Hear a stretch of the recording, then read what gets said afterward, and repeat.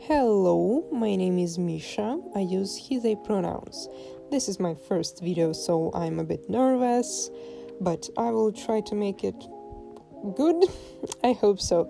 So I will be teaching, giving advice on how I draw flowy poses and bodies, and how I do achieve some kind of organic flow, I guess. So my at least bodies and poses don't look stiff and there is softness and stuff.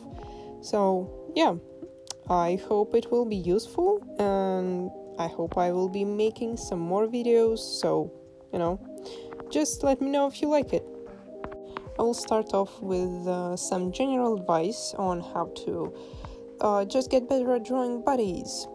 So for that, you will always need a reference of human muscles and human skeleton nearby. So for that, I use PureRef if I'm working on my computer, or I just put the pictures into my Procreate canvas. Though I usually don't do it now because I think that I'm pretty good, which is not a very good thought to have. So if you think you achieved greatness in anything, you didn't. If you're a very experienced artist, just use references still, because sometimes it leads to some very stupid mistakes, even in industry standard professionals, even if a lot of people see this work. I'm not talking about League of Legends splash. Okay, anyways, what do I use to achieve flowy bodies and flowy poses? Newsflash, it's curvy lines. Who would have guessed? Oh yeah, okay. I rarely use completely straight lines, but thing is that they're a very great tool, and you know why? Because they create a very good oh my god, how do you call it, yin and yang situation with curved lines. Sorry, I forget words, okay, bear with me. So oh my god, I remember the word. I meant contrast, okay? Contrast, not yin and yang situation. I'm a little poo-poo head, okay? So straight lines are a great tool to add to your work, but I don't use them in 90 degrees, or I mean if you use them at an angle, because it creates dynamic, I guess. But art is not about rules. Art is about breaking rules. But of course, to break those rules, you need to know them. Yeah. What do I do with references? I don't draw from them usually, but I did for this video, and it was fun. Okay. Though to be honest, I got a bit tired at the end of it because I have a bit of an art block now. But anyways, I had a lot of fun doing that. So we have the reference of this beautiful lady. I love the pose so much, and here you can see how I draw those curved lines over her. And why do I do that? Because it helps me see on what paths some of the how do I call them, some of the important things are. So from her hand, which is reaching for the top, I guess, you can see that her, for example, head, her other hand, and her foot are kind of on the same path, and there is that creates the dynamic. And if you see on the other side, once again, the foot, the foot of her foot, how do you call it, the front of her foot is also touching her hand. I mean, like, there is a curved line between them. Also, of course, I don't only just check out the overall composition, and like by that I mean that those curved lines help me see what form the pose has, and obviously it's not this technique, I guess, is not only used for drawing bodies, it's also used for everything, because it helps to see the relationships between objects and how far they are, etc, etc. Usually we use that in everything. It really helps when you draw still life and you need to check out like where is this thing, where that bottle and stuff, so it helps you map out the composition. And I also use those curved lines to check out the anatomy and where her like parts are. For example, you see how I trace the line to check out where is her spine, how does her hand move in relationship to her other body parts, and I just check out the overall dynamic of the pose. And also, tracing kind of just investigating your reference is a great way to be better, I guess, to learn. Tracing is not always bad, but there is a bad way of doing tracing and a good way, and I might make a video on it if needed. Anyways, what I do next is I try to use those relationship lines to draw that pose on my own, but then I didn't like it, so I redid it without those lines. Most of the time I use simplified shapes, forms, and lines to draw the overall shape and movement of the body. And in art, it's one of the most easy and useful things to do is go from the from simple to more complex.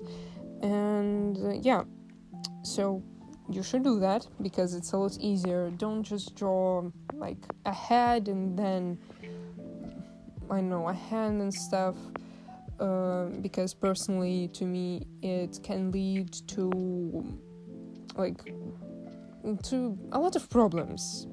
Just go from the bigger picture to the smaller picture, but important thing to keep in mind is to keep the proportions right. So for example, you'll have the head and torso are the same length as legs, but also an important thing to keep in mind. First, stylization. If your art is stylized, you can play with those proportions, but also real life humans don't have perfect proportions, and I think a lot of us were taught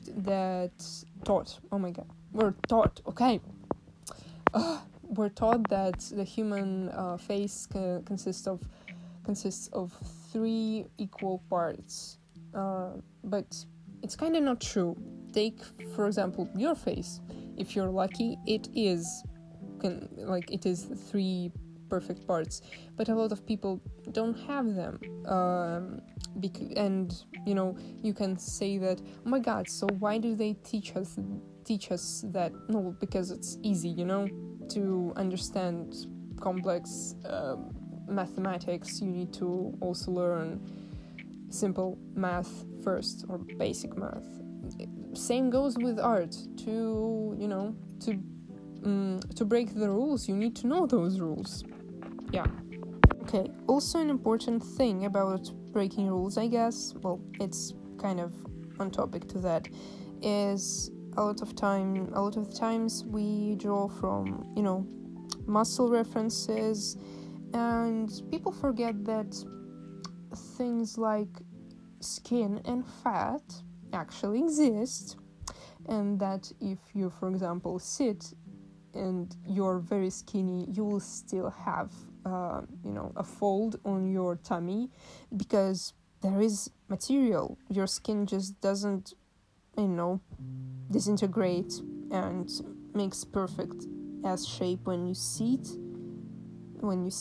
So just keep that in mind, that a human is like covered in a kind of a thick clothing, which is skin. So skin creates folds. They don't look like clothing folds, but a human will have folds regardless of how fat they are or how skinny they are. Just keep that in mind. That is a bit off topic, but I think I need to mention that when you learn how to draw, or even if you just drawing, you don't need to be neat. Your style can be sketchy. Your style can not have line art. Art is about expression and having fun, and you shouldn't follow a certain instruction or certain expectations of art, I guess. You might also see how I use very thick brush, but why do I do that? It's because it's a lot easier to stylize, to generalize, and not go into details, because when you're studying and learning, it's better to use a medium-sized brush. Also, I will probably link my brushes below. This one is for Procreate. I have the same one on Photoshop, but sadly it doesn't work that good, which is funny because originally it was from Photoshop and I didn't like how it worked in Procreate, but I like it more now. Okay. Okay, I'm going off topic again. I'm sorry. Anyways, use a medium-sized brush. Don't go into details. You can always return to details, but it's a lot harder to return to bigger picture. So if you don't want to erase the perfectly drawn hand because it doesn't look right, start with general picture. Yeah.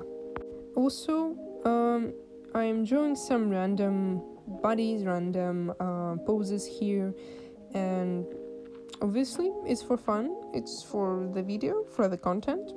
They're not that good, and you see there is some mistakes. There might be a lot of mistakes, but the thing is that I'm not perfect, neither are you, and even if you're an industry professional of 30 years, you'll make mistakes, which is fine, because mistakes are a part of art, and that what makes us human, and from mistakes you can develop an art style, I guess. So, just have fun, don't worry, chill out.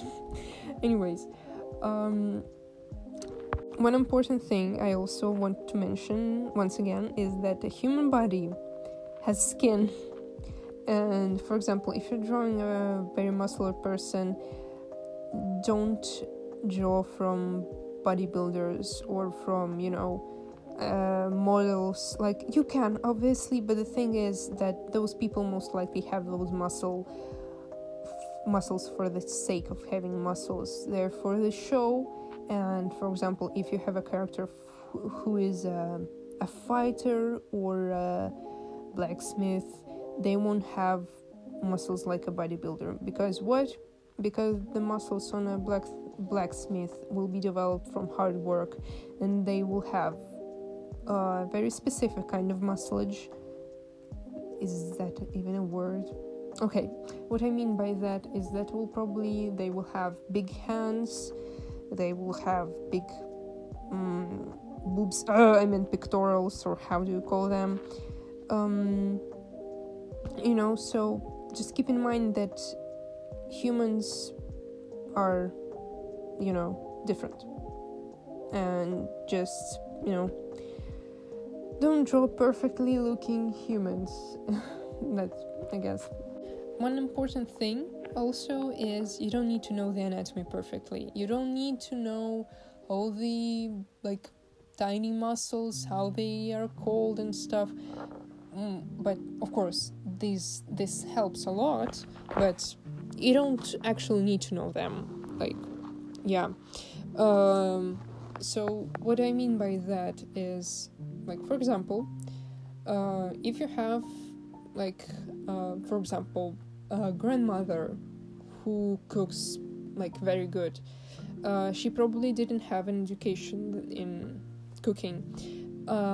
Some of y'all will probably be like, oh, but my grandmother was a master chef with actual degree and stuff. I'm not talking about you, okay? In most cases, the knowledge of cooking, skills, and recipes are passed down by generations.